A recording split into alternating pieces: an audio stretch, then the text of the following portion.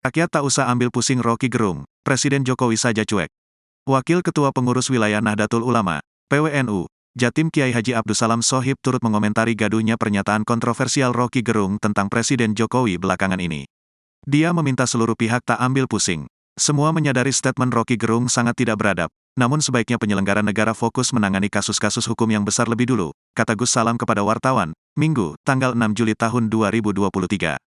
Gus Salam mengungkapkan ketimbang mengurusi hal-hal semacam itu, penyelenggara negara untuk berfokus pada urusan yang substansial.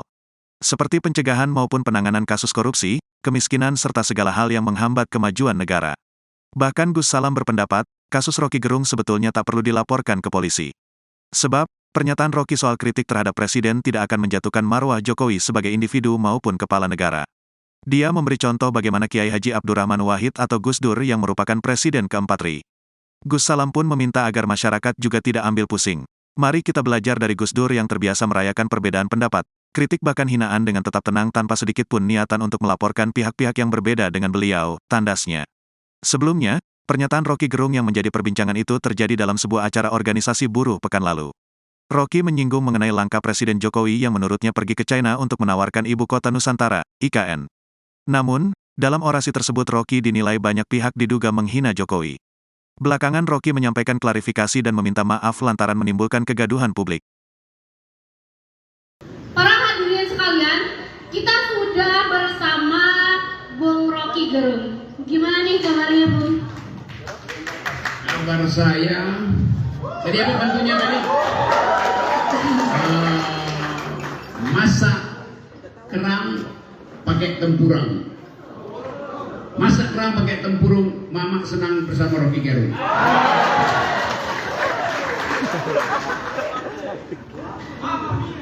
Oke. Selamat datang sebelumnya Bung Rocky di Lombok Timur, khususnya di Desa Montong Tangi. Ya, kali ini tema kita di acara ini adalah etika politik, matangkan demokrasi Indonesia. Bagaimana nih pendapat Bung tentang hal ini? Silakan. Oke teman-teman, ini hal yang mengejutkan saya karena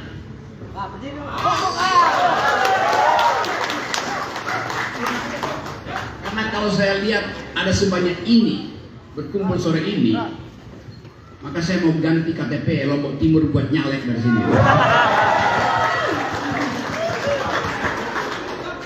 Tapi saya tahu bahwa ada yang lebih bermutu yang dikenali oleh saudara-saudara di sini, yaitu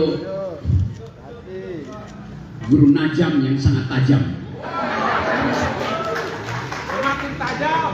Dia nekat mengundang saya ke sini dengan konsekuensi dia bisa dibully oleh partainya.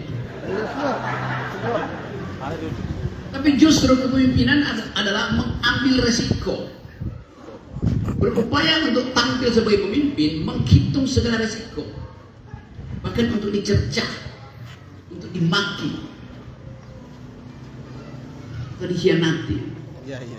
Saya dari sini hari ini bertemu dengan pikiran yang diwakili oleh Guru Najam yang mengundang saya untuk bertengkar dengan teman-teman di sini. Saya ingin bertengkar dengan saudara, karena pikiran dimaksudkan dihidupkan melalui pertengkaran. Kalau Anda berpikir dan nggak ada orang yang mempersoalkan pikiran Anda, itu artinya Anda tidak berpikir.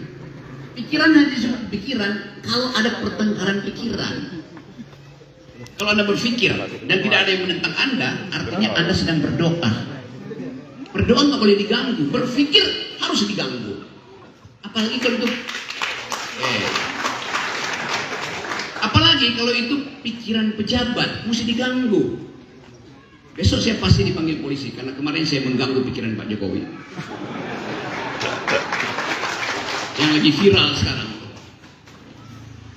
Bagaimana mungkin saya dituduh menghina Presiden Jokowi? Setiap ucapan saya dianggap menghina Presiden. Memangnya Presiden manusia? Yang boleh terhina hanyalah manusia, karena dia punya martabat. Presiden tidak punya martabat, karena Presiden bukan orang. Presiden itu fungsi.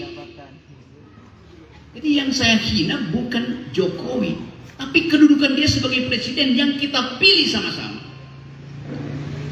Itu pentingnya kita berpikir kritis. Manusia punya martabat, martabatnya melekat seumur hidupnya. Presiden kita pilih setiap 5 tahun. Mana ada martabat setiap 5 tahun? Jadi kacau cara berpikir bangsa ini. Tidak boleh ada personifikasi pada Presiden Jokowi. Apakah Presiden Jokowi orang baik? Sebagai kepala keluarga, Presiden Jokowi sebagai kepala keluarga, dia baik. Karena dia ingin semua anaknya punya bisnis. Karena dia ingin semua anaknya punya jabatan politik. Tidak ada soal. Sebagai Jokowi kepala keluarga, sebagai kepala keluarga, Jokowi baik. Sebagai kepala negara dia buruk.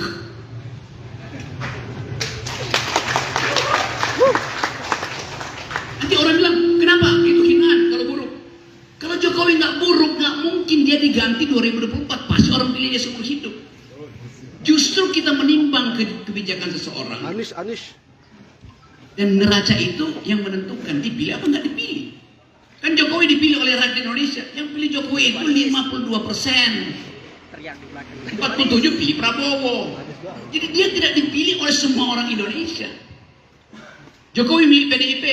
PDIP jumlah suaranya cuma 19%. Jokowi dipilih oleh 52%. Berarti ada 37% yang memilih Jokowi bukan warga PDIP.